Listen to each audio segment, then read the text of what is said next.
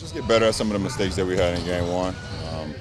We had a good practice yesterday, had a good shoot around today, so I want to try to improve on some of the things that we didn't do so well in game one. Earlier you were talking about you have to be patient as well. How's your level of patience? We all of us, not just me. I think we're a new group. We're not at the level a lot of the teams are, as far as cohesiveness and chemistry. So, every day is another opportunity for us to get better and not take a step back. How much is defense one of those things that you want to fix? We fouled a lot, and we see that what the point of emphasis is, after game one. So we have to be able to, change accordingly, to how the game is being officiated. So you can't allow a great shooting team like the Nuggets, like we did in game one, to get as many free throws as they did, and then we have to clean up our second chance baskets. What does it mean to you to play your first game at Staples Center with the Lakers tonight? It's a new beginning. It's a new start. It's a new excitement for myself. So it'll be fun. Among those new points of emphasis, what do you think is going to be the toughest adjustment for the players? They're not. I don't know how long. As far as the physicality, we're so used to trying to be as physical as possible. But there's a fine line. You can't grab. Obviously, that's not basketball. So you just have to read the game. You have to see how the game is being officiated. There's going to be some games where it's more physical than others. You just have to be able to adjust. How different are the defensive principles from one system to the next? When you have a new coach, when you have a new team. It all depends what the defensive strategy is for that ball club. How about here, and just kind of based on what you were doing previously? I pretty much know all of the terminology, in my years. But there's some new things as far as different calls, different commands mean different things. So you just learn every day and apply it. How much time did you save yourself with your mode of transportation home on that? Say that again? How much time did you save yourself with your helicopter ride? I don't know, because I did there and back, so I have no idea. Do you think that'll be something you'll employ in the future to avoid traffic on here? Yeah, from time to time. Did you helicopter to Temecula and then from Temecula to San Diego?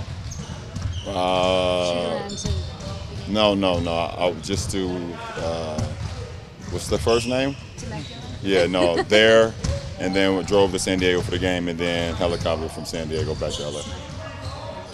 When you're on the bench in a game, is there some opportunity to kind of create chemistry with teammates that you can't kind of replicate in practice? I'm pretty much kind of, watching every play, seeing things that we could have done better on that possession, things that we did do well in that possession, just, taking it all in. LeBron, you've always had such a high commitment to the mental, emotional side of this game.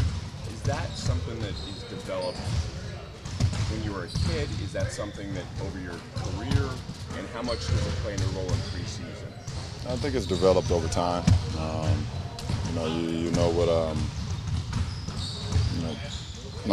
It's developed over time.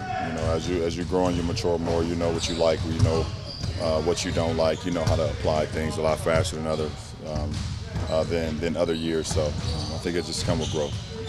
How big of a step can Brandon Ingram take this year? It seemed like you and he had really good chemistry the other night. This is his third year, I believe, right?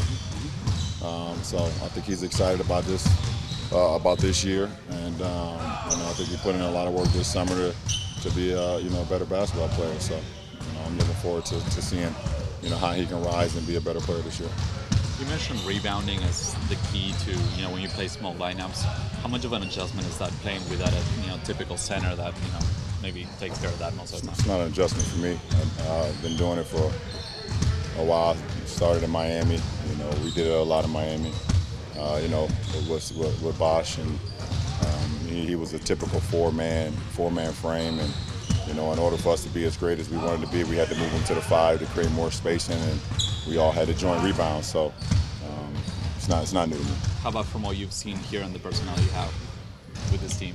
We have some really great rebounding guards. That's very helpful. Rondo, Zoe,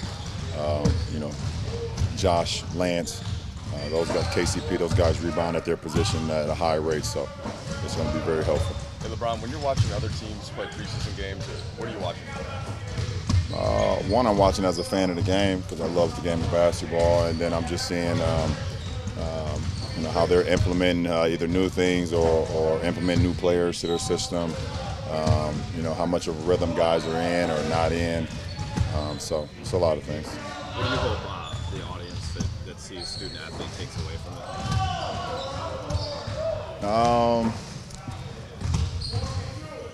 I mean, I don't know.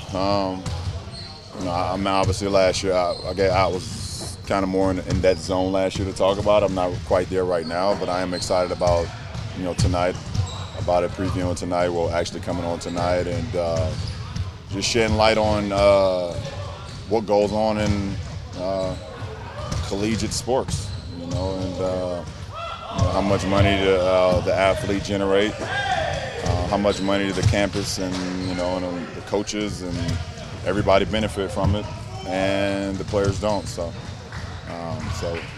there'll be a lot of opinions. Obviously, that's all part of conversation, good or bad. So we see what happens.